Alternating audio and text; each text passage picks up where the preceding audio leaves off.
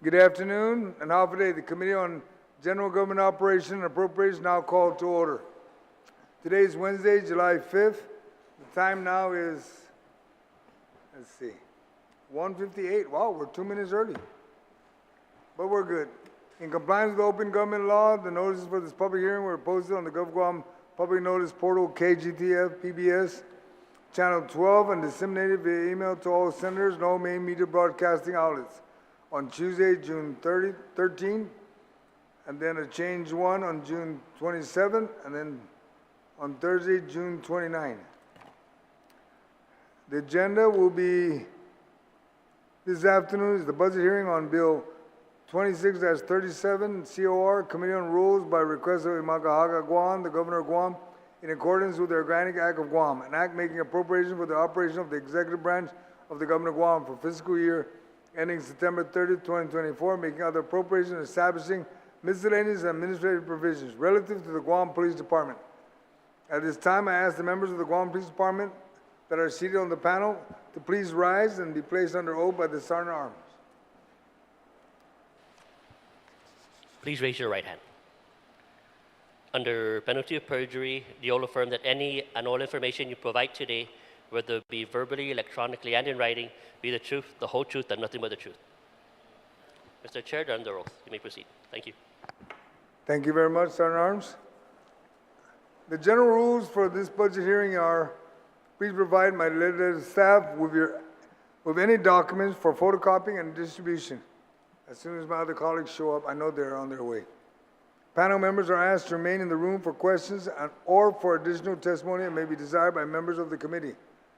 Questions and testimony shall be confined to the substance or nature of the agenda. Personal inference as to the character or the motive of any senator or any individuals testifying is not permitted. Any violation of this general rule of conduct will result in removal from the budget hearing room. Proper form and decorum shall be practiced by all present in the public hearing room for these proceedings. Individuals who fail to maintain proper form and decorum will be restricted from participating and will be escorted from the room.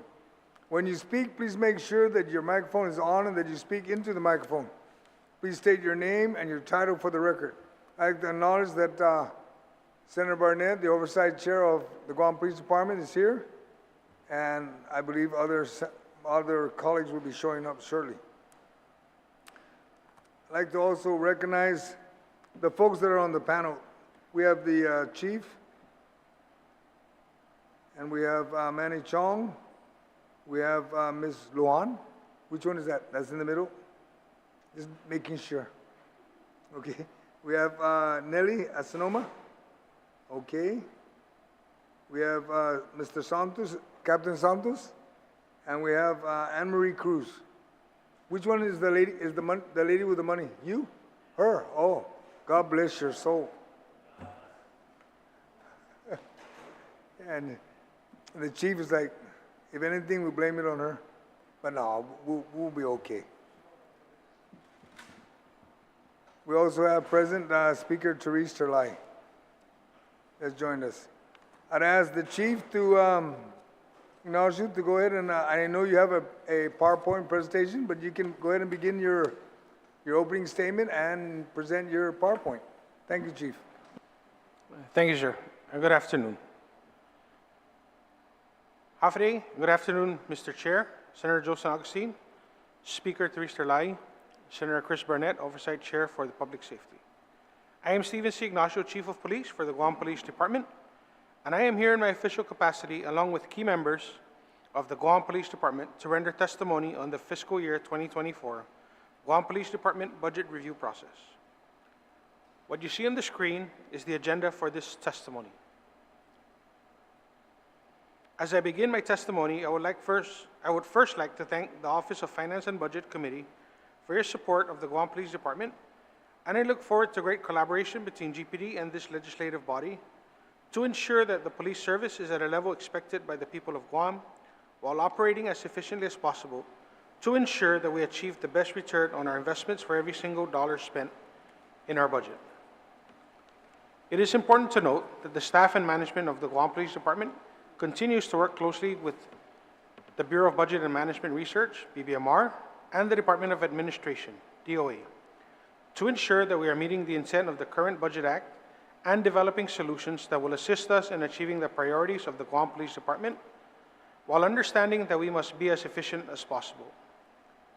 These priorities are to ensure that our personnel of police officers, statisticians, criminalists, law enforcement dispatchers, mechanics, and administrative and logistical non-uniform employees are led, paid, trained, and equipped to perform their duties. I am confident that our FY 2024 budget request submission achieves this and is adequate. The testimony today provides an initial assessment of the FY 2024 budget projections introduced by the Governor of Guam, Governor Lourdes Leon Guerrero.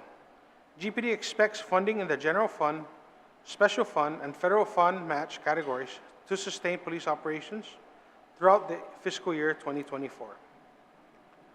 The FY 2024 budget will show the distribution of $52,168,502.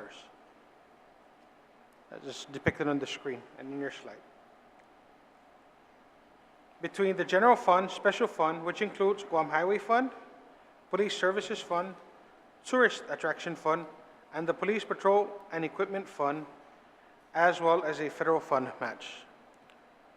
The careful distribution of funds within each category of appropriations is crucial to the performance of GPD's operational, investigative, forensic, administrative, and logistical services, and thereby contributing to the success of the overall goals and objectives of the department.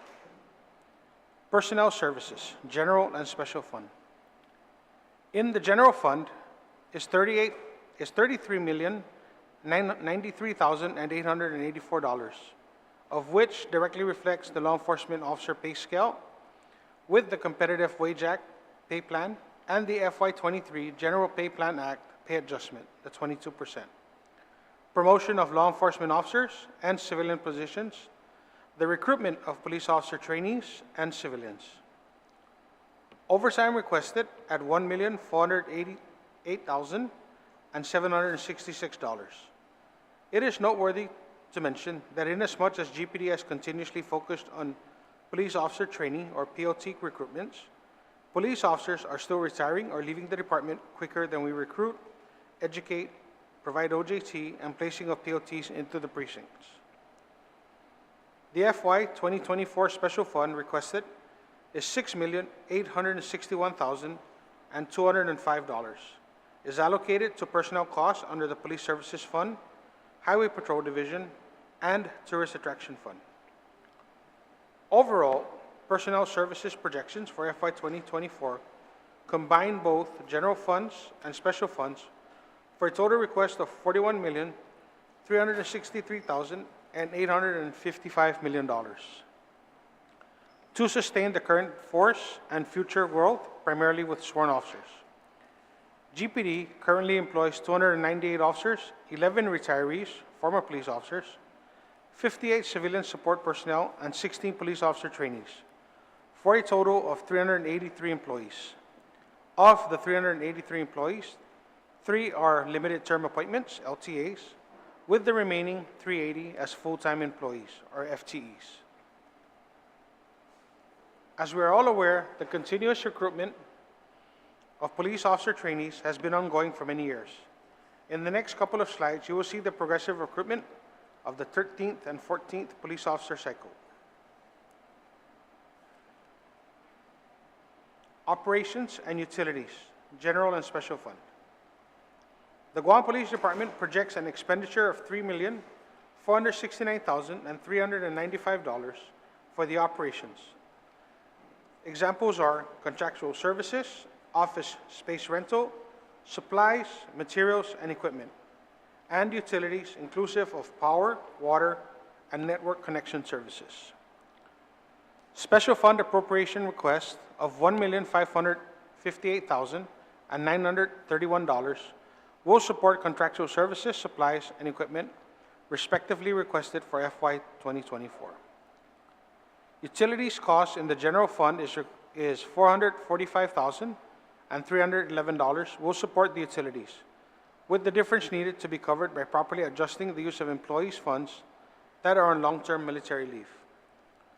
while the miscellaneous category requested is $1,111,361, and in federal match of $3,331,331.10. The miscellaneous category funds for the uniform clothing allowance, the CVPR reserve stipends, annual membership dues, and federal grant match requirements. Overall, the FY 2024 budget request of $50,168,502 will be enough to support GPD for FY 2024. I'd like to now turn to some of the highlights that we would like to talk about. Hiring. Currently, the Guam Police Department has 16 police officer trainees on-the-job training out in the police precincts. As we move forward, we are working now with a certification list of 78 applicants. However, of that 78, we have now whittled it down to 43 applicants. So of the 78, we're now down to 43. That's after the polygraph, the background, and we have psych eval spending for about 24, which will be done this Friday. That next cycle, the 14th cycle, will have 43 police officer trainees, should all 43 accept the job offers. Moving on, we will continue to work with DOA. As you know, the police officer training announcement is open and continuous, and so they continue to accept applications from the public. We currently are also doing promotions. We have 12 lieutenants. We have promotions for lieutenants, sergeant 2, sergeant 1, police officer 3, and police officer 2. All those positions require testing, which is being administered by the Department of Administration. We are starting with the police lieutenant testing, which will take place on July 11th and July 12th.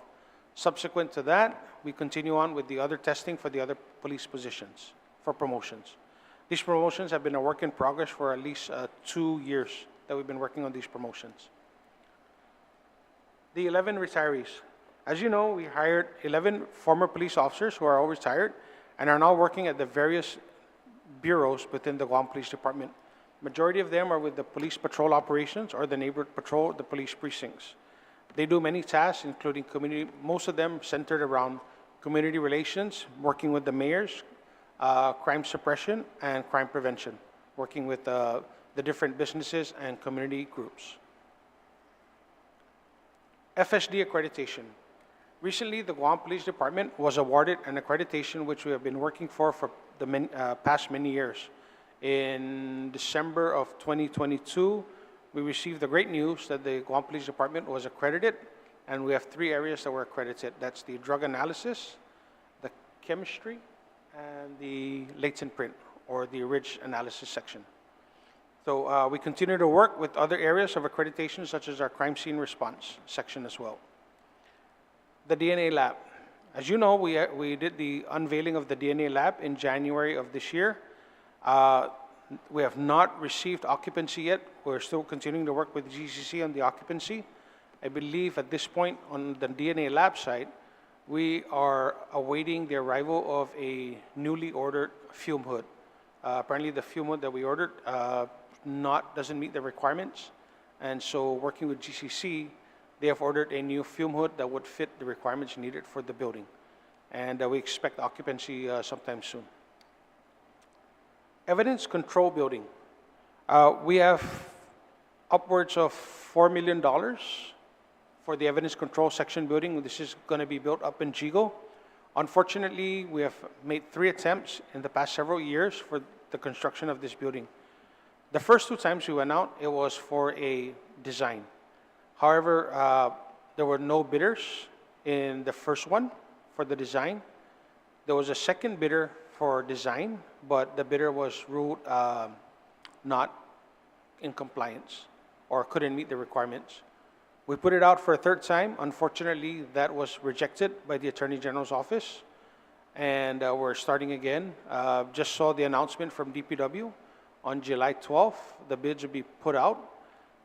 July 19th, there's a pre-bid conference, and I believe the packets are due in August.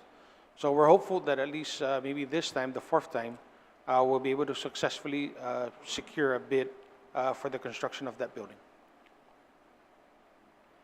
Body-worn cameras. We have at least $196,000 invested towards the purchase of body-worn cameras. This is a combination of a federal grant and matching grant from the Government of Guam. This is exciting news. As you know, we've talked about body-worn cameras for a while. People have asked, when are we going to get body-worn cameras? Well, I think we're here now. The bid is with GSA, and it's just pending award and procurement. Bulletproof vests. The bulletproof vests that we have were ordered back in at least prior to 2012. So these bulletproof vests have exceeded their capacity and exceeded their lifetime, they've exceeded their useful expectancy. We have about $500,000 dedicated for the purchase of upgraded bulletproof vests that come with metal ceramic carriers, right? Ceramic plate carriers. That's for increased protection for the officers. We are issuing an RFP for a 31-foot vessel. This is to enhance our recreational boating safety program and enhance our response to search and rescue operations when called upon by the Guam Fire Department. The land mobile radio system upgrade. The land mobile radio system that the Guam Police Department currently has, and you've heard this story before, is well over 30 years old. Previous attempts at an issuance of an RFP for a consultant were both returned and rejected. And so last year, we were able to successfully issue an RFP for a consultant. The company is out of Hawaii. I expect the timelines that we're working with, in August, we will have the first draft of the RFP. In September, we anticipate to put out the RFP. And these are just fluid timelines that, of course, can shift right. Hopefully, by October, November, we will go through the review process, the selection and the award. And, and we are hopeful that with these timelines, by January of next year, we will start the upgrade of the land mobile radio system. Again, we're still working through the process. We don't know yet what the approach will be, whether we're going to do an outright purchase, are we going to lease? We've looked at several models. We continue to attend conferences and expos to ensure that the Guam Police Department is making itself available to all the latest technology when it comes to land mobile radio systems. And finally, our Southern Precinct. The Southern Precinct, or the Eastern Precinct as it'll be called, will be built in Talafofu. The land has been acquired. It's been transferred to us from the Guam Waterworks Authority. Funding has been secured by GRUA, and I believe the RFP has been put out to bid already. So we continue to work with them, and we anticipate an Eastern Precinct probably within the next 18 to 24 months. And that's important as we continue to recruit, because we're going to have to staff that precinct to ensure its success. All right. I'd like to go ahead and conclude now.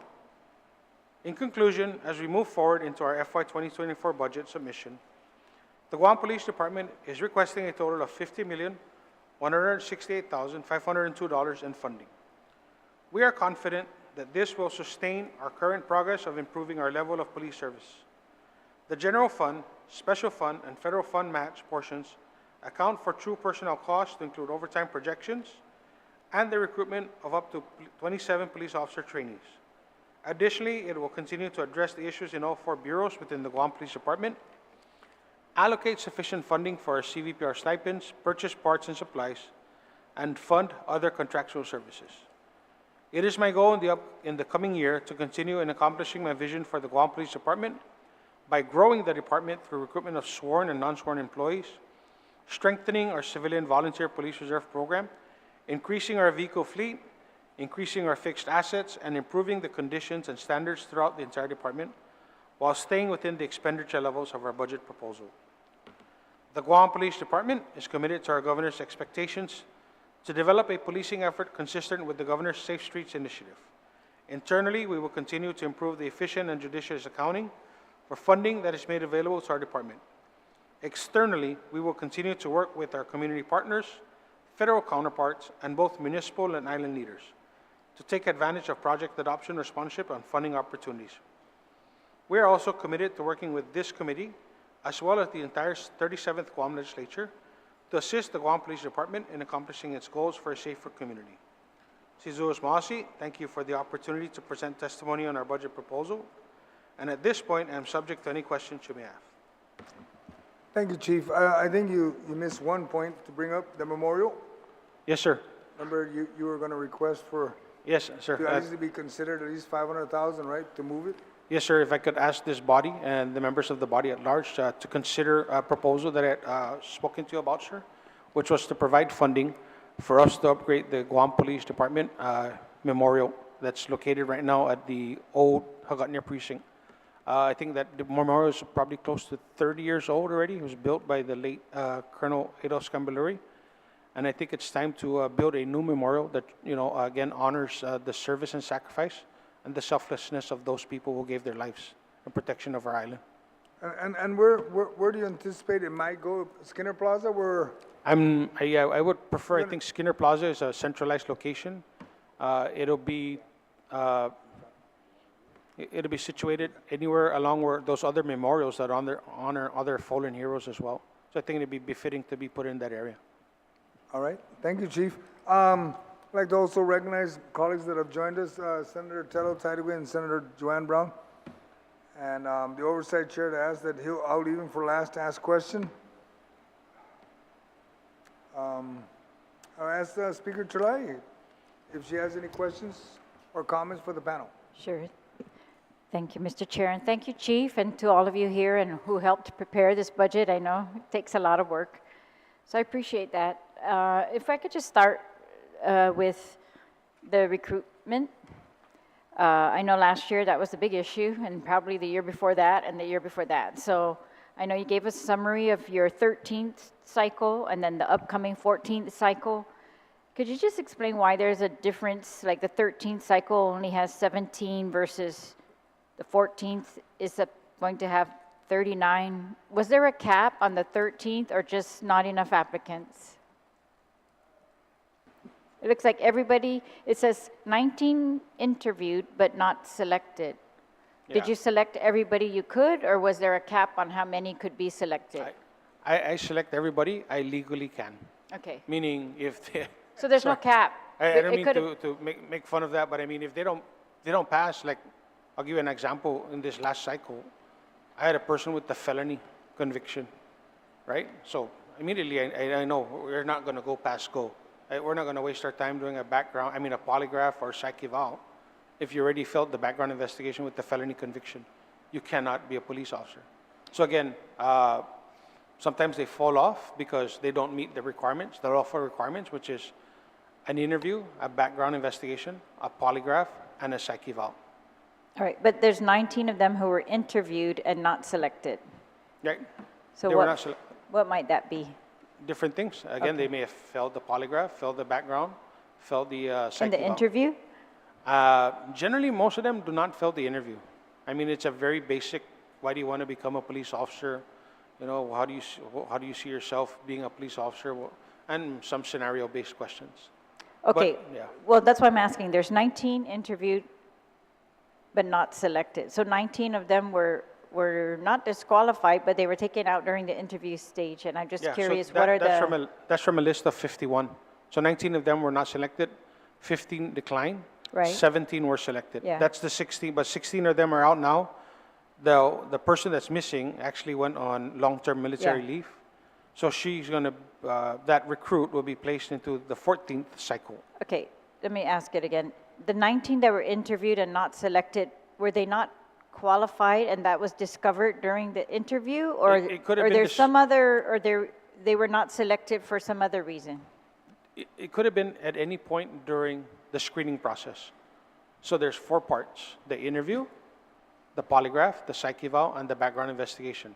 So I give you an example. But all of that, the background, the psych eval, the polygraph, it would have knocked them out of the 51 eligible. Right. 19 of them did not meet the requirements based on either one or a combination of those criteria. Okay, Right. all right. So the 13th cycle could have been bigger if you had more people who were qualified. eligible? Absolutely. If they met Okay. all their qualifications, we would have had a bigger cycle. All right, and then now, so you've got an upcoming fourth cycle. It looks like you've taken care of all of those who've been put on the list. You've either qualified them We've or gone not. from 78 to 43. So we're just not having a large number of people putting themselves on the list. Well, Right. to give you an example, Madam Speaker, I went back to DOA and I said, hey, we've been trying to do this from 2019 to present. What are our numbers? So let me give you some numbers. Okay, They received, from 2019 to July 6, 2022, they received 1,023 applications. 990 met the requirements to take the test, meaning they were screened by DOA, they could move to the next phase. Of the 990, 450 appeared to take the test. That's from the past 4 years. 540 didn't respond, didn't come in to take the test. Of the 450 that took the test, 188 passed. 262 failed. If you go back and you took the number of people that passed and the number of people that applied, you're looking at an 18% pass rate from a total of 1,000 plus applicants. So I've sat down, I've talked to DOA about this. I had another conversation with the Deputy Director, Lisa Fisher, about what other strategies can we come up with to try and get these people to pass. And I told her, I said, well, you know, if this test is at a 10th grade level, let's not lower the standards. Because at the same time, you don't want to lower the standards to where you're hiring really incompetent people who can't even pass a high school test. I think the test sets a standard, and I think everywhere, and I've talked to, I believe, I talked to former Senator Francis Santos when he was acting deputy superintendent, and he was also approached, and he told me this. He goes, you know, Chief, I'm working on that, you know, and it was short term, but that's not you're not the only one. You know, military recruiters are having a hard time trying to recruit from our labor pool here in the island. They just can't pass the ASVAB as well. And that's, you know, that's coming from somebody working within the Guam Department of Education system.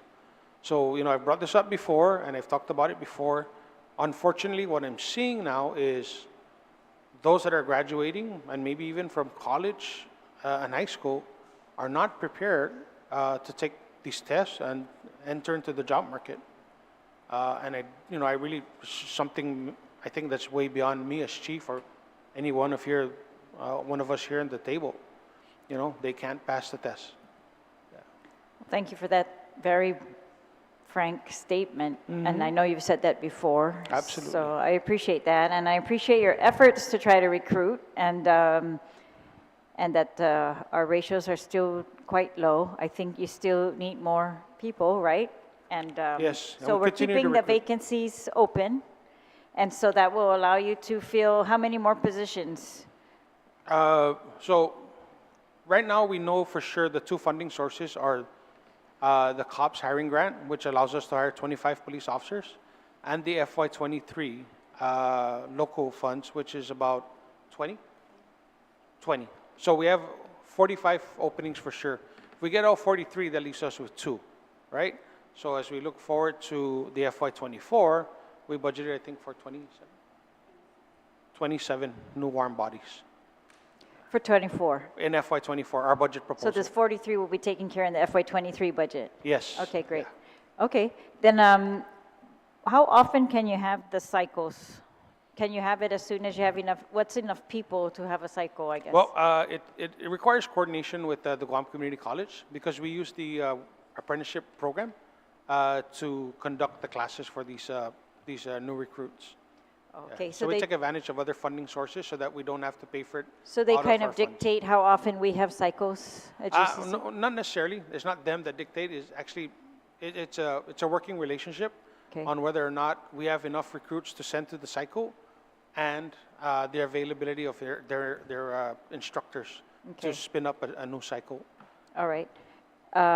So because you're going to get the funding, then we can presume you're going to have another cycle soon. Absolutely. Right? As soon as you can Yeah, we're Just working on get it. the pe- Like the I said, list. the pending 24 have their psych evals this And that would be Friday. the 15th cycle, right? That'll be the 14th cycle. 14th, 15th? 14th. The 14th is ongoing. I thought that's already ongoing. I mean, No, that's coming up. The 13th are on OJT. The 14th is what we're recruiting for now. Yeah.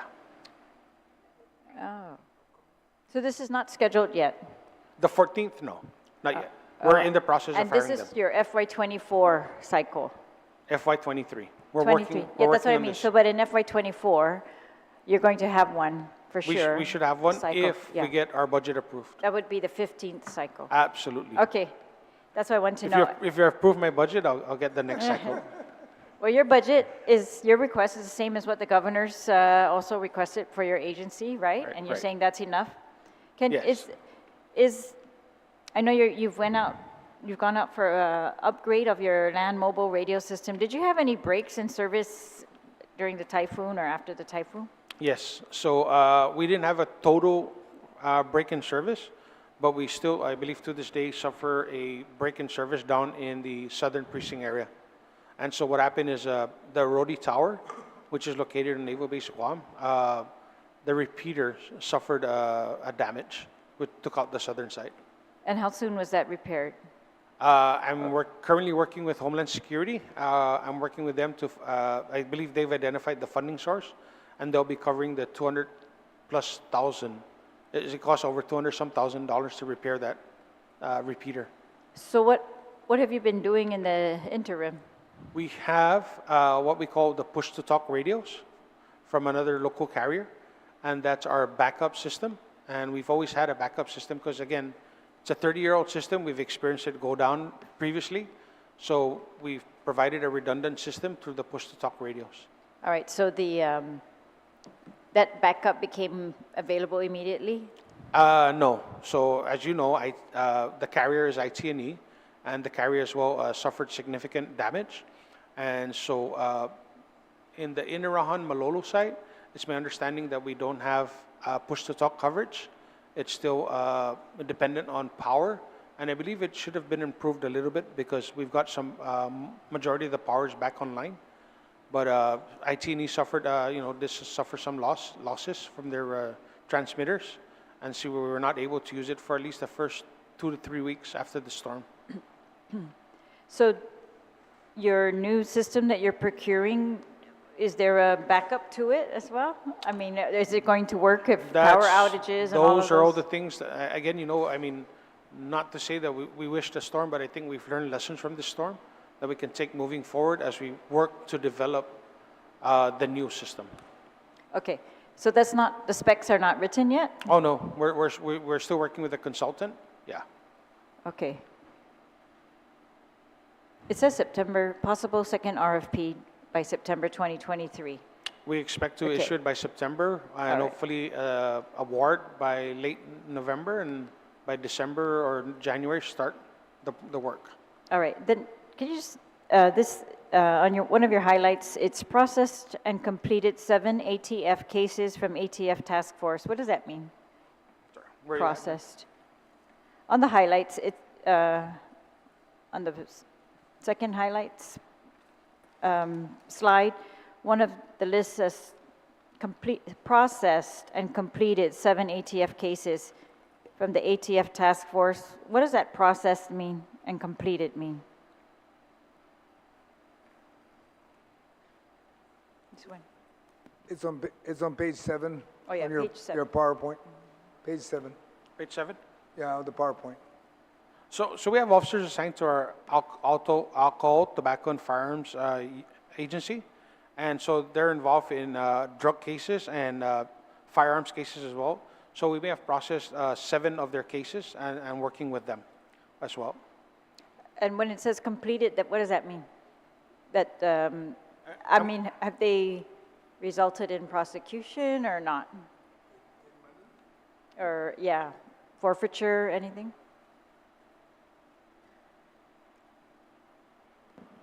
Yeah, Chief, did that include some funding? You know, when they normally in DEA and stuff like that, they give money back. So we do get funding from the asset forfeiture seizure cases. So they come in from different federal cases, whether it's an FBI task force, DEA task force, ATF task force, HSI task force. Yeah.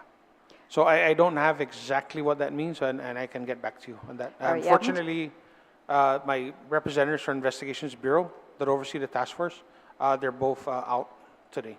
Okay. Yeah, what's this? I also wanted to figure out if we had heard about these cases and they resulted in yeah, forfeiture or prosecution or anything. That's what I wanted to know. I can circle back to you on that Okay. offline. Because these are what the retirees, it says, are being, I guess, assigned to? No, the retirees are primarily at the police precincts, the Operations Bureau. Okay. Yeah. All right. My only other question is just a general question. It's like, so in FY24, what can we expect in terms of, you know, methamphetamine strategies, I guess? So, you know, I think, you know, we've all talked about the meth problem on Guam. We have been very aggressive with our street-level interdiction. Some of those street-level interdictions lead to other arrests. Sometimes a lot of them are in partnership with our federal agencies. And so, you know, sometimes, you know, we don't think that much is going on at the local level. But I'll tell you, a simple traffic stop has led to some of the bigger drug cases that we've seen. And I think, you know, we continue to work, you know, before you get to the big fish, you got to start with the smaller ones at the bottom. And you work your way up throughout the organization. Yeah. So, we, you know, we continue to fight the meth problem. We continue to make arrests every day. And, you know, just yesterday, just through a traffic stop, we seized 11.5 grams of ice from a simple traffic stop. So that's the way we continue to fight the meth problem. Okay, thank you. And is there a task force also dedicated to that, is trying to? Every federal agency that I've talked to has at some point or another have their involvement in an ongoing investigation. And I have a special investigation section, that's my narcotics folks, that work closely with these federal task forces. And we continue to work through the investigations of these drug organizations. So do you anticipate any changes in FY24 in that regard, or just kind of Honestly, status quo? The biggest change that we can make to tackle the methamphetamine problem is getting more investigators to the special investigation section and tying what they're doing in to the criminal investigation section, because I think we can all safely say that a lot of what we're seeing with the crimes happening is related to the meth problem. And so if you tackle one, you solve the other. That's great.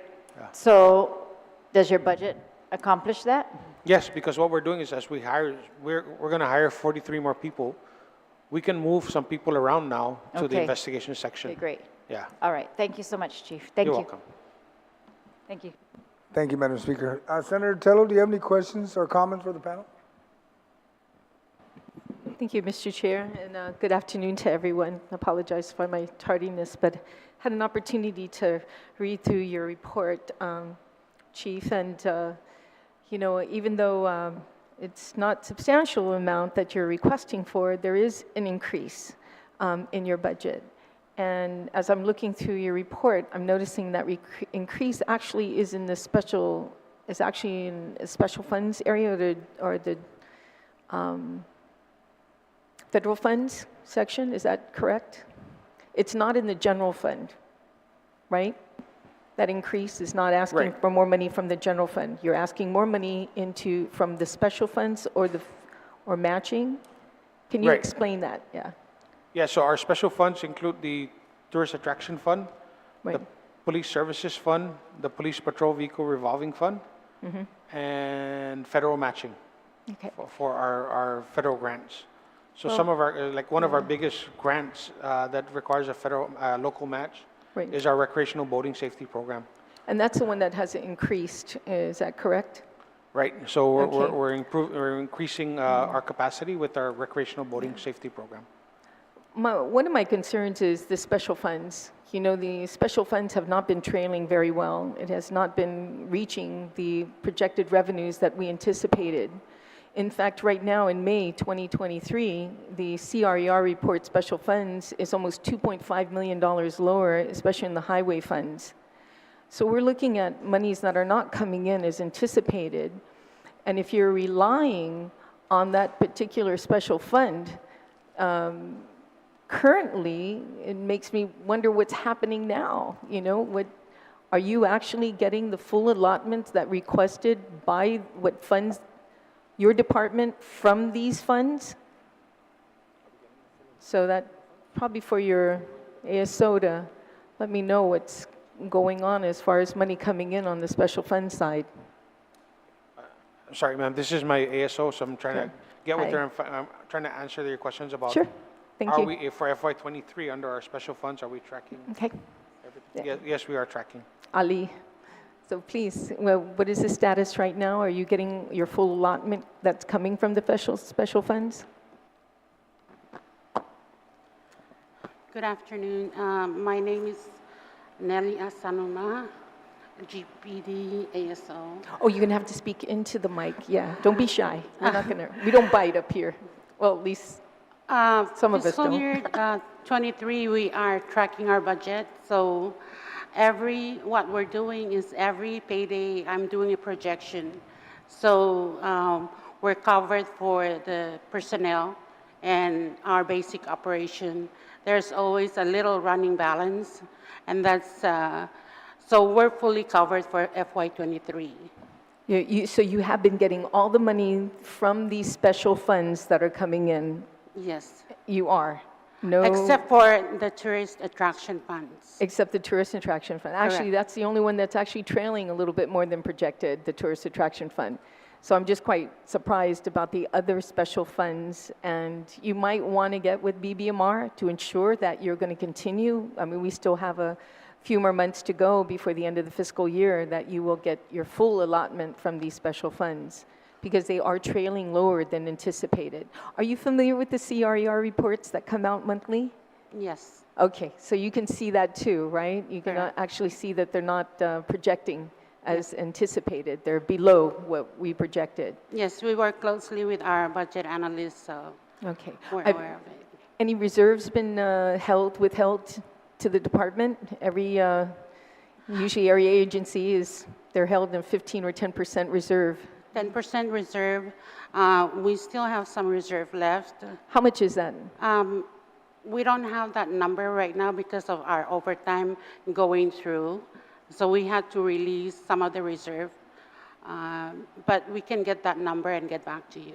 Yeah, that would be important. And can you base it on how much you owe in overtime too? See if it's going to, I'm pretty sure you're probably banking on using those reserves to pay the overtime that was not anticipated in the budget of FY23.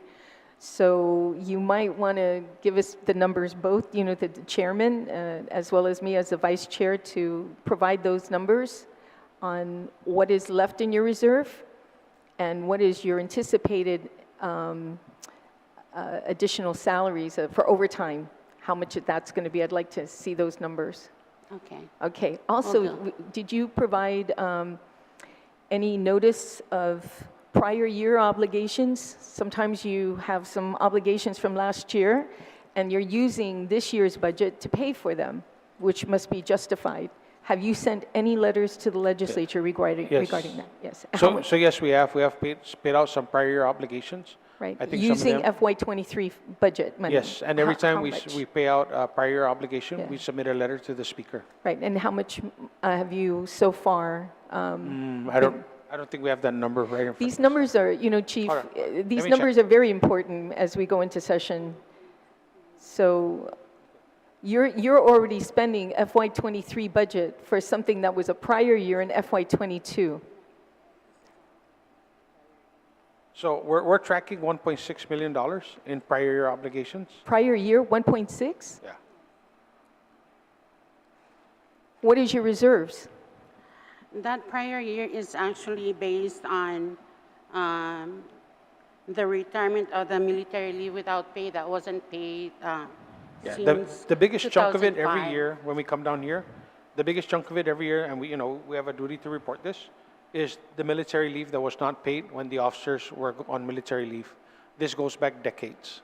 Yeah, but why don't you ever incorporate that in your budget What- and anticipate that? So what we do is when the officers that are not paid this leave, or these contributions upon retirement, then we make them whole. And we've done that, I've seen that done many times in the past. We make it whole with retirement, primarily it's their retirement contributions.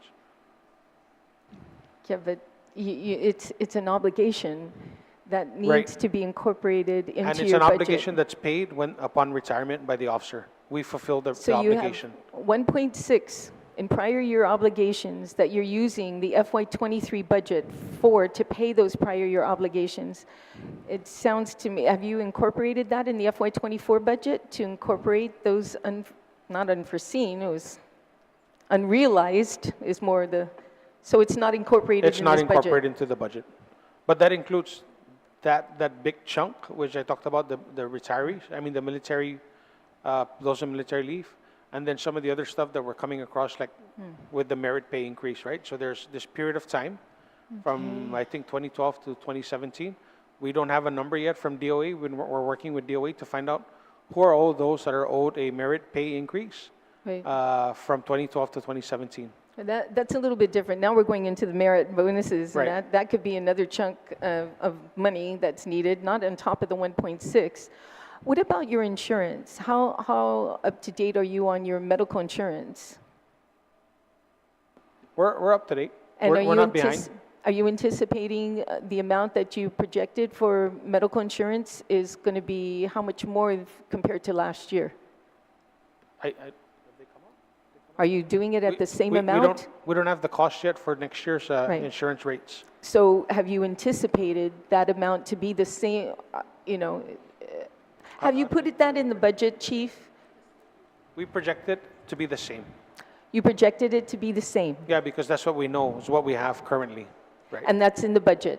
Yes, that's built into Okay, this so budget you, already. you don't anticipate insurance premiums to go up, I don't know. We don't. like everything else going up? Probably everything else goes up. Sometimes Yeah. things go down too. I mean, the price of X went down a lot. It used to be $8, it's now $4, right? So things go up, things go down, but we know what we're projecting based on current expenses.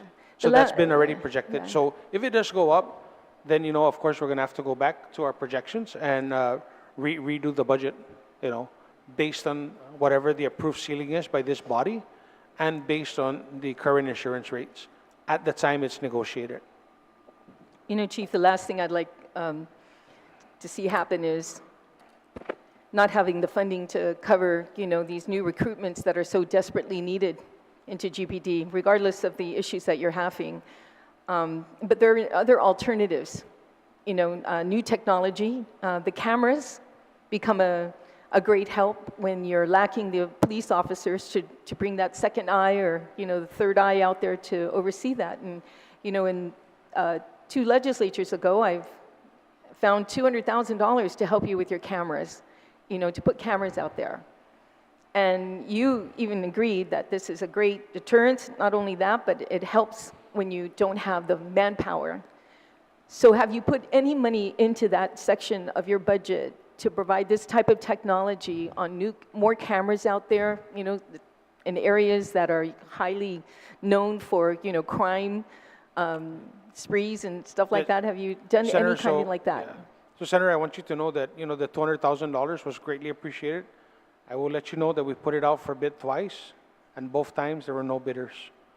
The response we got from the bidders is $200,000 is not enough for what It you was wanted. $200,000 that I gave the police department. 200,000, not Yeah. 40,000. No, 200,000, right? I'm Yeah. sorry, the echo in here. Yeah, 200,000, right? You mean to tell me you can't get at least 5 cameras up for $200,000? Nobody wanted to bid. Not we even. tried twice. How is that possible, Chief, when I see other businesses who have buildings out there and putting up cameras left and right, and then police department can't even get cameras up, and even in your own department, because your people need to be safe too as well, having it in your precincts. That's important. Yes. But you mean to tell me you can't even get, I just can't believe that. We can show you the documents, ma'am. Okay, Yeah, we put it out I'll for bid, no contact bidders. some other Mid-Pac and Sure. some of these other companies out there and find out what's going on, and maybe we can work together. If it needs more funding, Sure, absolutely. I'm open to you giving me funding. yeah, To put cameras absolutely. at Central Precinct. We can't, get people to pass tests to become police officers, then we need to find another option. We can't just sit here on our hands and do nothing. We have to Absolutely, find and another way. I mean, And that's why we procured body-worn cameras. We talked about cameras, and so that's a real, I think, a move in the right direction. It is, no Yes. doubt, it is. But there are other options too. People can feel safe, especially our tourists feel safer when they see that the cameras are out as they're walking down Tumon. So other than that, I think the special funds is something that you need to monitor. As now knowing that you have about 1.6 million in prior year obligations, that's going to be an issue as well. That's kind of scary, very scary. Your federal funds that you received, have you spent all your federal funds? We continue to spend most of it. We've put out a lot of procurement already. Are you going to lose any federal funds by the end of the fiscal year? I'm not tracking losing any federal funds. You're not tracking. No. You have,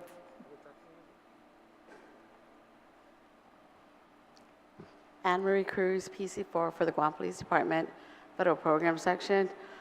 At this point in time, we're being very critical, responsive, and putting out RFQs that we can as an agency. And we also put in all the bids that are over $25,000 to GSA. As it stands right now, we do not want to return any federal funds. That is our goal. We may end up returning $20,000, but compared to having $3 million and returning 20, all because it's a bunch of nickels and dimes adding up, I think we're still on the right track. Anne-Marie, does this include also any kind of ARP funding that you received that you haven't spent yet too? ARP funding, we have two funding sources for ARP. One was for the communications, which was $12 million, which is the upgrade for the land mobile radio system. Right now, we have a balance of $7 million, and we know that's still not enough to fund the remaining things that we need to do to upgrade the land mobile radio system.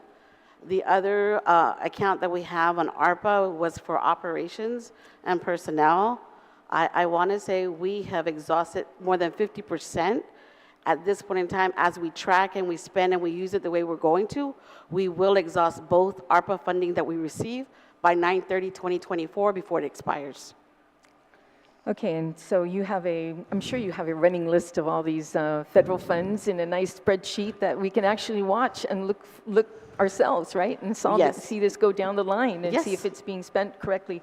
You mentioned, okay, so I'm looking for, Anne-Marie, I know you're very diligent in that and looking forward to seeing that report, and just making sure that the funds are being spent. That's the last thing that we need to do is not spend these federal funds, free money. Yes. Just one more question I have.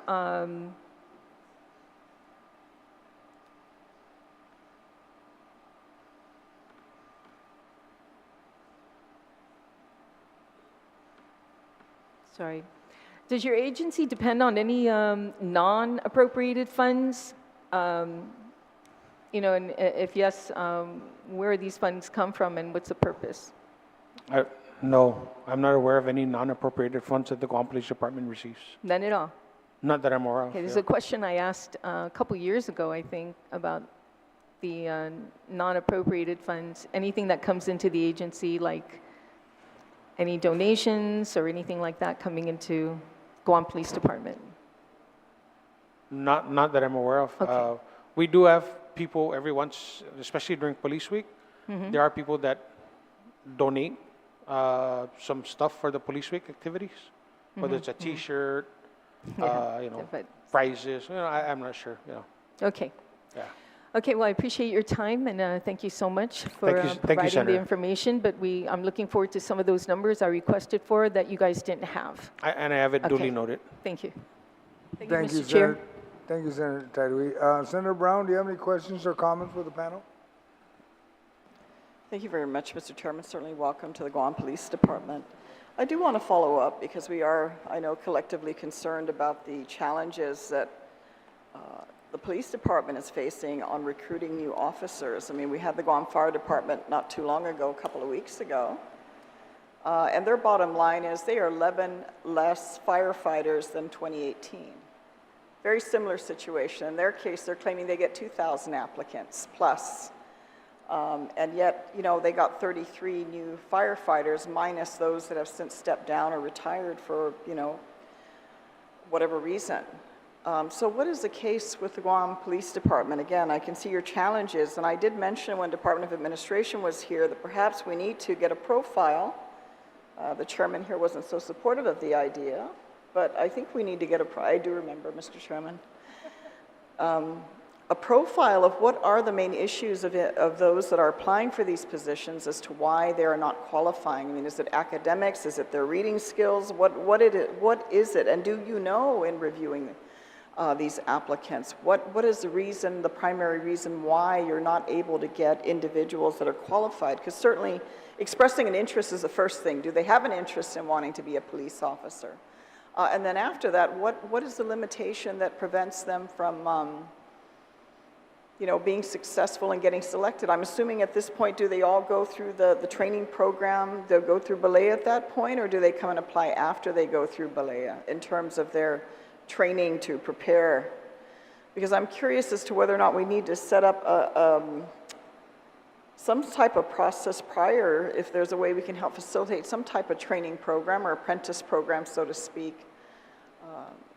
Would that help facilitate to get individuals that have the initiative and desire to, you know, serve as a Guam police officer to actually become a police officer? Right. So, you know, thank you for mentioning that, Senator Brown. So we actually have semi-quasi program going on with Tizan High School. So Sergeant Tapao from our community relations section has been working with Principal Sophie Duenas at Tizan High. And so every Friday during the last school year, we kind of come in every Friday and we just talk about the police department, police work, and it's embedded into their ROTC program. And so that's the kind of the little segues that we're doing to trying to get these students to kind of spark their interest in the role of law enforcement and police work. I did have a conversation with Dr. Okada from the Guam Community College, and she is working on a pathway for high school students to kind of choose a public safety or law enforcement career, if you will, kind of similar to what they have with their automotive mechanic program, their culinary program. So that's kind of the pathway that she's working on right now, and she continues to work. The last conversation I had, she's working with her people to kind of set up a program within the high schools. So those that want to choose the path of becoming a peace officer have a path into that program. Do you know, though, with those that have applied, because you know 1,000 plus is a lot of people to apply, are you aware as to what the issues are as to why they are not able to qualify and going through the process or taking the test? What are the main issues? Are you aware of what that is as to why they're not qualified? No, when I talked to DOA, actually my personnel officer, we only asked, give me numbers so we kind of see what the challenges are. But I haven't sat down with them to say, hey, are they failing math? Are they failing English? Are they failing comprehension? I don't know what the failure rate is or what the failure areas are. But I think that would be important data to acquire, though, don't you? I mean, if not yourself, some other key person in your staff who could help facilitate, and can DOA produce that information? We would like to know. I think it would be important to find out what is the issue that's limiting, because when you have that many people applying, and the end result, you have, you know, almost nominal amounts that are actually becoming police officers. And on top of that, I was surprised, Senator Brown, when I saw the numbers of 1,000 applicants and only 18%, 188 passed. That was just kind of disheartening, you know, to say the least. I mean, before the issue was, you know, we don't have enough cycles. We had, you know, those that actually went through the police training program and we couldn't hire them. And now, you know, you have all these numbers, but for whatever reason, they're not qualifying. And I think it's important. I think we collectively need to work on getting that data so that we can determine what the issue is and see is there areas we can facilitate, like what you're talking about with GCC, so that we can get more individuals in the Guam Police Department. Then after that, the other issue is the retaining after the training has been done and the investment has been made, whether or not we should require a certain period of time Yeah, We would expect an individual to serve before they pursue another opportunity. Because I Right. think the people of Guam are left holding the bag with all the training and all that investment for somebody else to benefit from, and yet the public is not able to benefit from Yeah, that investment. and I which, it's kind of backwards. I continue to have that conversation with DOA because yes, we throw a lot of money into the training, 6 to 8 months of classroom instruction paid for by the Workforce Development Fund. And as soon as they're done, they're a year or two out the door. I mean, just recently I lost 2 guys again to Customs and Border Protection within the past month. Well, It's disheartening, one of them just received specialized training. Well, I think there should be a requirement. It's like we invest in scholarships sometimes. We require students to come back and invest so many years in working in the government in certain fields so that they sort of pay back through their work effort the financial investment that's been made. And I think we should probably seriously look at requiring that. for these It's other kind of like the positions. Doc Sanchez Scholarship Program, right? Yeah, you want to go to school, you have to work for the government. Yeah. I totally support something like that. I don't see why we continue to put the investment and it doesn't come back to our people, especially at a time when most of us will say, we really need a greater sense. And it's unfortunate that we feel a need to have a greater sense of police presence because of the dynamics that are happening out in our community. The other thing I wanted to ask you, because I've had a constituent that had brought it up to my attention, and some people through the course of their life, for whatever reason, just end up with so many issues. And this particular constituent came to visit me a few months ago, and she had a number of, the little cards, the little blue cards reporting cases. And her concern was the inability to get feedback, consistent feedback. Once they come in, they report a crime has been committed against them, or a theft has been committed against them. In one case, she was of the position that her family actually knew who stole her car, and she said she reported it to GPD, but she could not get any feedback, and no action to her awareness was ever taken against the individual that stole her vehicle. And again, I mean, that's her position of relaying that concern, but then it does bring to light, and I understand the challenges, we all do. There's no perfect world where we have everyone to do every little thing. But if there's a sense in the community that there's not that response or feedback, I mean, it's almost like if you get your house gets broken into, oh, okay, we take the report, there it goes. Next. Rather than a sense of follow-up or follow-through, I mean, even if there's no solution or no ability to address legal action on the case, at least the residents feel like there's a response rather than, a black box that things go into. And while we're going to look at all this budget and do a $50 million budget, and yet if a community member doesn't feel they're getting any type of response back, or they're calling and they're not, and and I've had the situation myself, I'm memorizing the numbers when the phones don't get answered. At the end of the day, it's the expectation that there's feedback and response, particularly if members of the community feel that they have been harmed or they've been violated in some way. That there is response, and not, I got to go call officer so-and-so who they're not able to track down for whatever reason. So, I'm sorry. Sorry about that.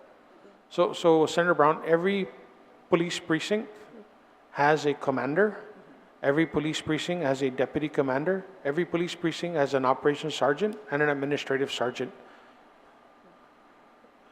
They can call any of those precincts and ask to speak to the commander, the deputy commander, the operations sergeant, or the administrative sergeant. They will have an answer for that person. I apologize to this constituent that they did not get the right response. Sometimes, when you're calling and you're calling the same officer that came to take your complaint, unfortunately, he's got the next day of work. He's got more cases to do, more reports to write, more complaints to entertain. So, they sometimes lose touch with their victims. But, every commander, though, is held accountable for what goes on in their precinct, and they should be able to answer any question from that constituent if they live within their area of responsibility. Well, but it's also the expectation at some point that there's some response rather than being one way, the constituent constantly approaching, constantly calling, constantly showing up.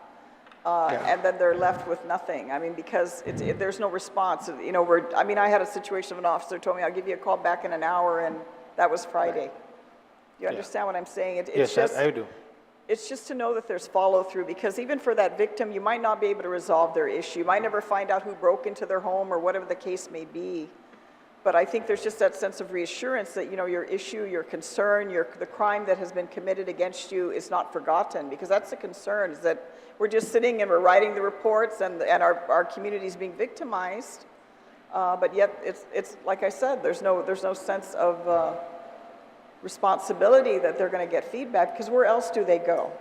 You know, you're like the last place that people will go with these issues, and in most cases, not everyone is as savvy with the legal system, and yet they have an expectation that, gosh, or the sense that you're not going to get responded to, which is even more discouraging. Right.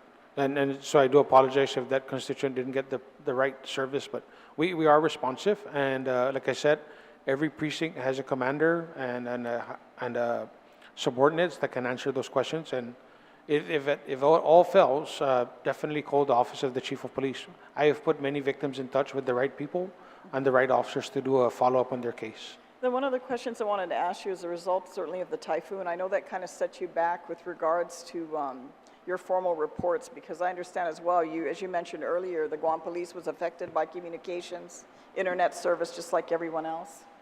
What are the status of reports or crash reports since the typhoon? I mean, are you back to track on that? Are those current? Because in one particular case that I know of very directly, it has not been current, and it's over a month and can't get a crash report. No, we started about 2 weeks after the typhoon, we started submitting all our crash reports because, again, the internet was down, with no communications, via the internet to generate crash reports, and we have a computer-aided dispatch system that generates our report numbers.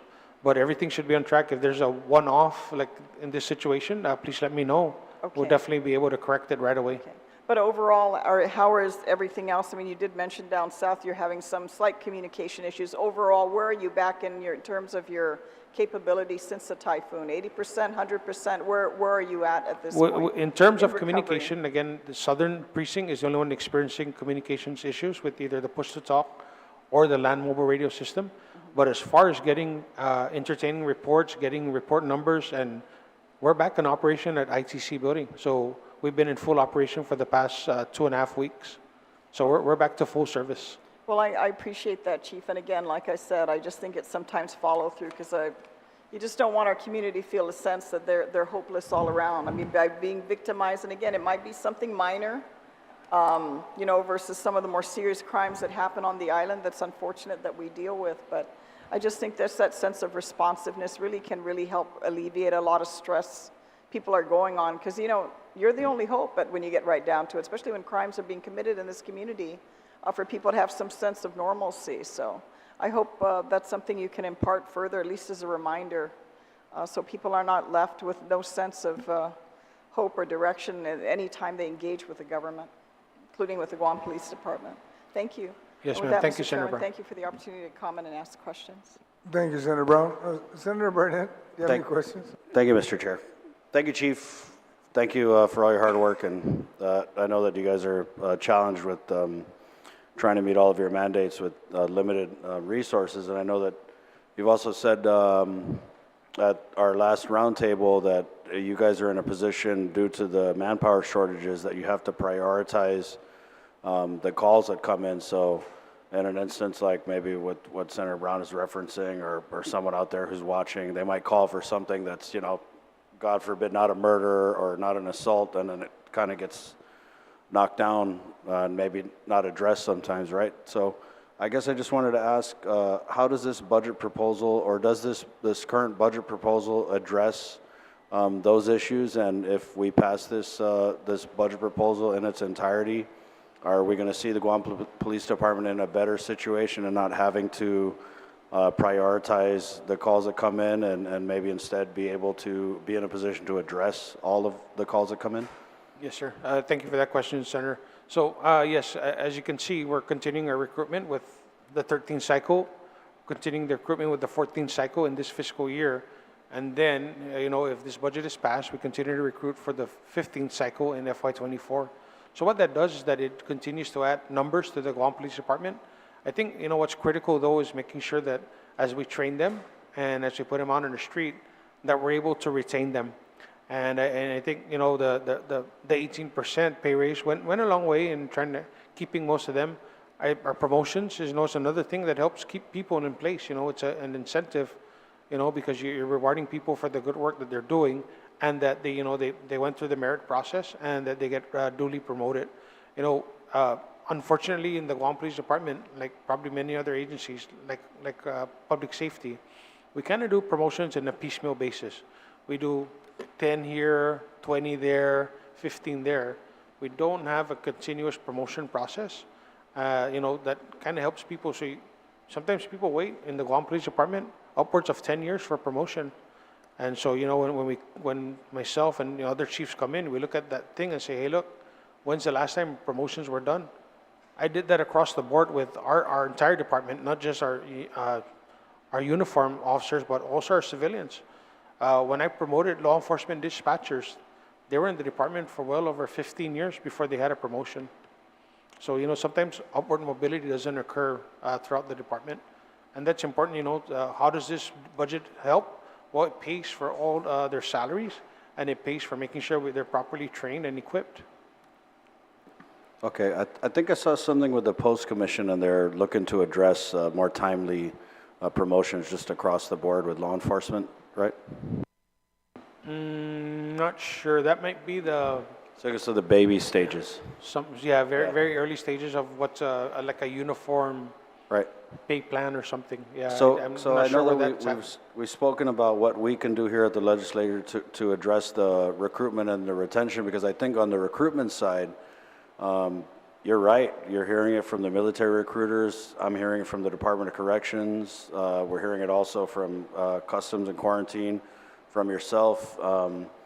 And I don't want to say that our people just can't pass the test, but Lana, they just can't pass the test. And this is a problem, I think, that was exacerbated by the pandemic and learning loss, because I'm assuming a lot of these people are taking the test. Some of them are fresh out of high school, or are we talking about people who have some type of college education? Majority of them are fresh out of high school, yeah. A year or two after high school and all that. But I also want to remind that the recruitment problem is not unique to Guam. Anywhere throughout the United States, I have a daily subscription to Police, WAN, roll call, and all that, and these places, LAPD, Kansas City Police Department, they're offering signing bonuses. 10,000. 10,000, and a $70,000 annual salary. So let me ask you, if we were in a position to offer a $10,000 signing bonus for, not to bring back a retiree, but just for a green recruit, do you think that could be part of the solution? It seems to work for other jurisdictions. Right.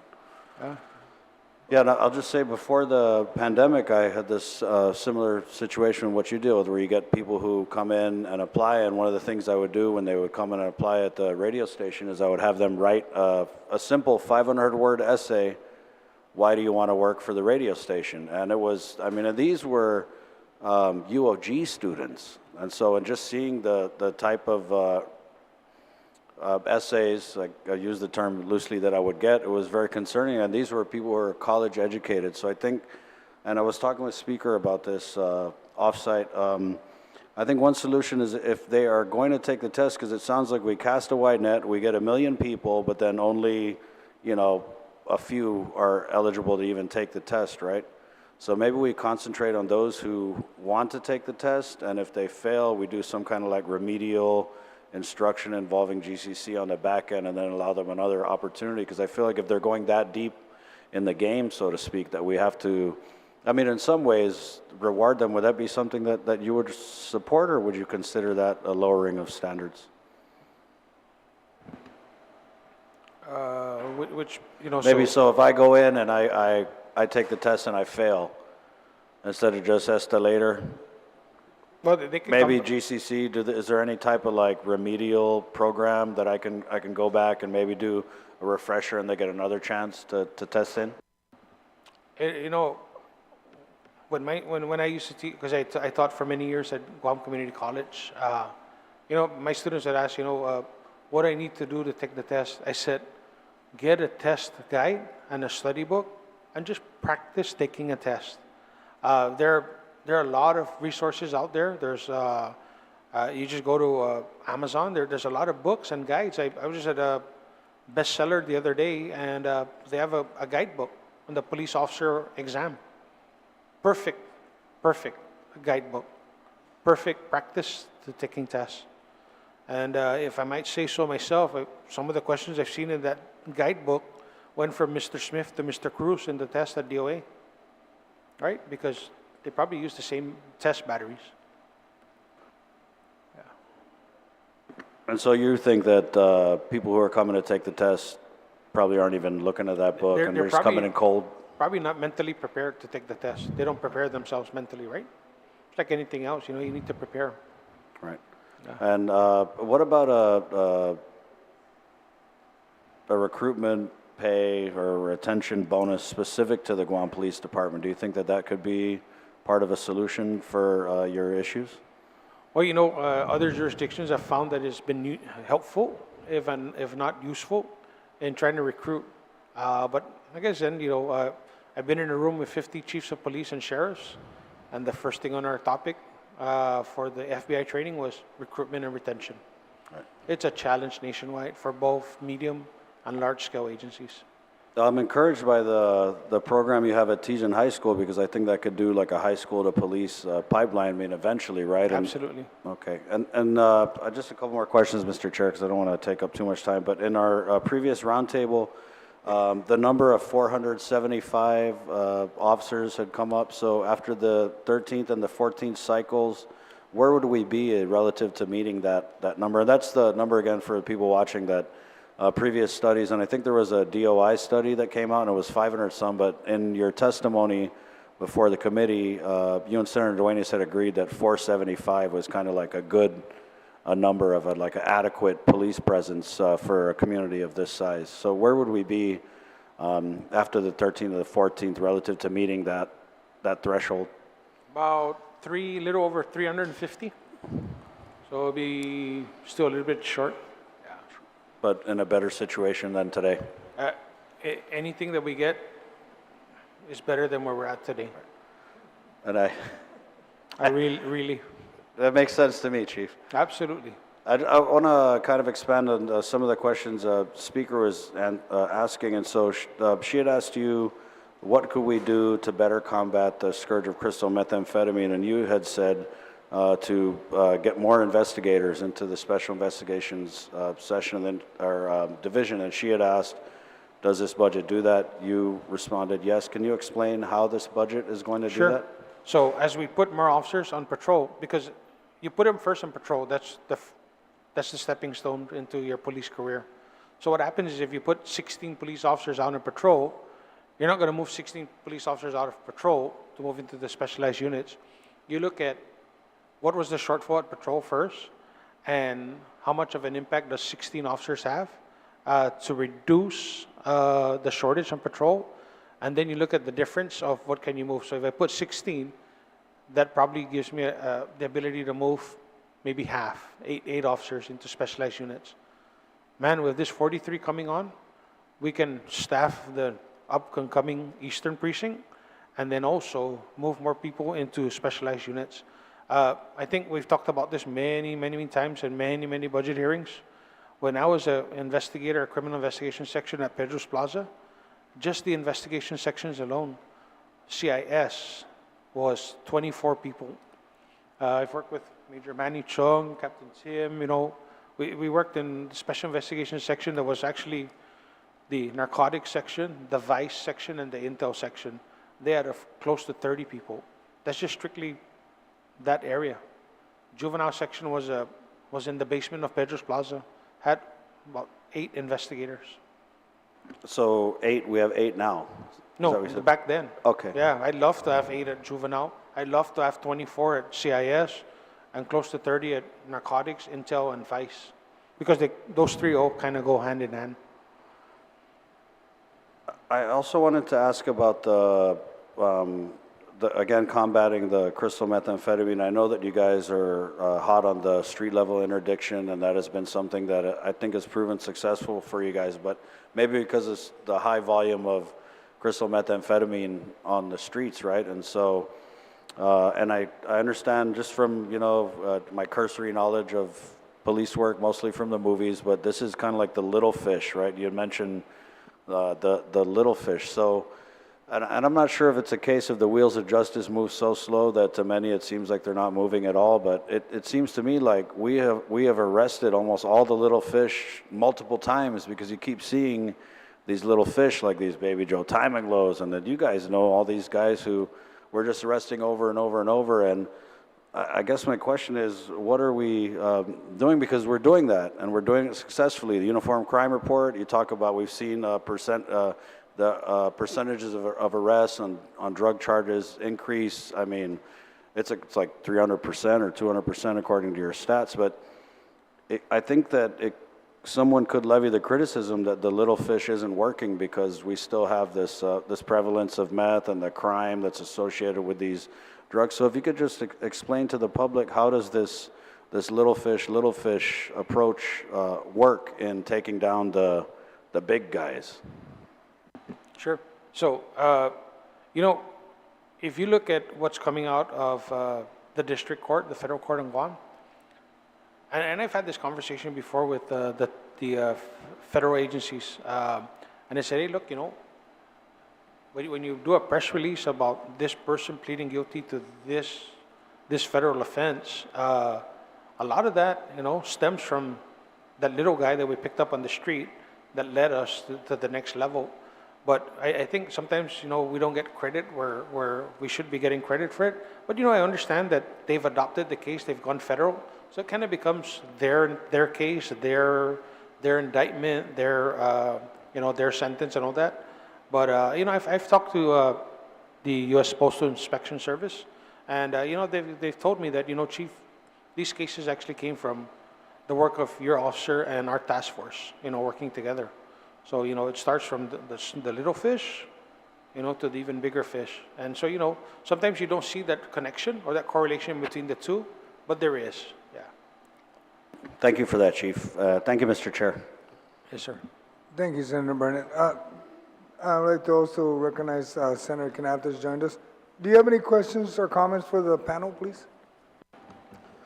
Awfully good afternoon. Thank you to the men and women that carry and tow the blue line. It's a very thin breed of individuals that want to take the helm, and I'm sure you've been having difficulty in recruitment. So I certainly share the sentiment that we need to implement some kind of legislation to capture those individuals who join the force, but eventually, vacate the position due to greener pastures elsewhere. I don't condemn them for those things, but obviously if they take an opportunity at hand, we need to make sure that the government also wins and the people do not lose ultimately. We want to make sure our streets are safer and, people sleep at ease while you guys are serving in the night.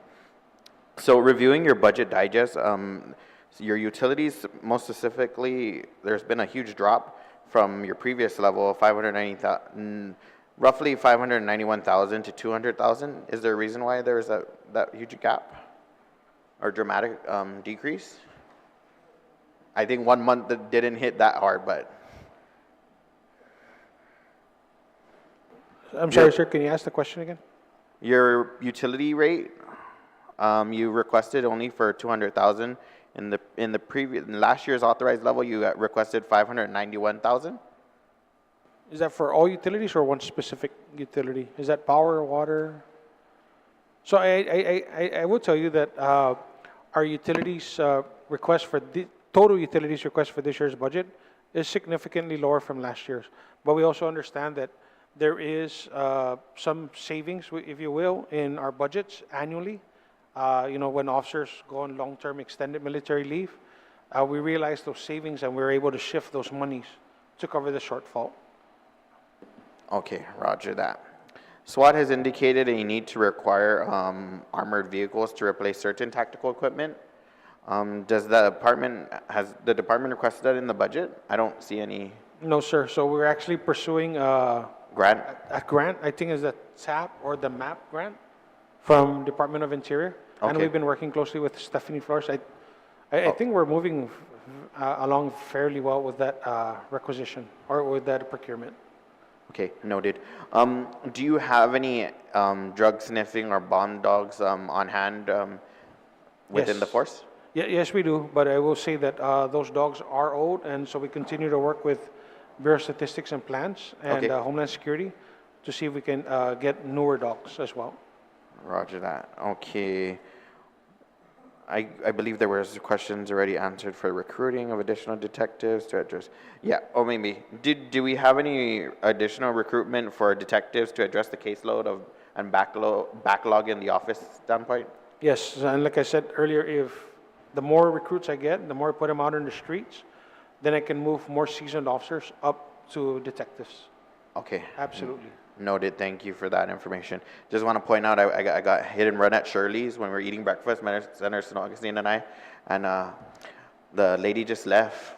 So I haven't got to my police report, but nothing of a priority. It's only like a little scratch, but I still want my truck fixed. Yes, sir. But when can we expect the speed limit to be possibly raised? Do you have any studies or any?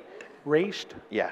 Because right now it's 35, right? 35. 35, can we raise it to The like most you can go 45? is 45, but I think 50? they changed it to Noticina 50. Oh, It's too fast. okay. But do you guys have any potential studies in that? I asked Highway Division from. I'd have to work with the Office of Highway Safety Okay. and Traffic Engineering. Okay. Okay, because I asked DPW if they want to print new signs, but they're waiting for you guys to give guidance. Okay, with that being said, I think I've exhausted all my my questions for you. Again, thank you to the men and women, and most especially those of you who are serving and those of you who work behind the closed doors. We know that you guys are sometimes missed, but we thank you for all your hard work and your services, and most especially to our Guam Summer Youth Employment Program.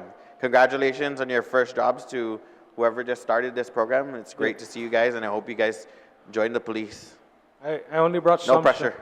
I have 51. I have brought some. Oh, one more.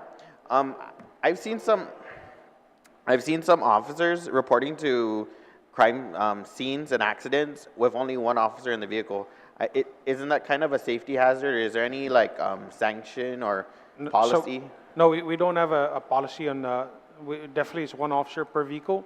I think ideally it'd be like a two-man patrol, two officers in one car. But you know, when we're short on people, I mean, we're stretched thin that it's only one. Yeah. Okay. Noted. Thank you. Appreciate it. Thank you, Senator Canata. Thank you, Senator Canata. I like that last question, Chief, because in '77, when I graduated in the 19th cycle, there was only one police officer per vehicle, and sometimes there were more vehicles available than police officers, okay? So I understand where it's come from.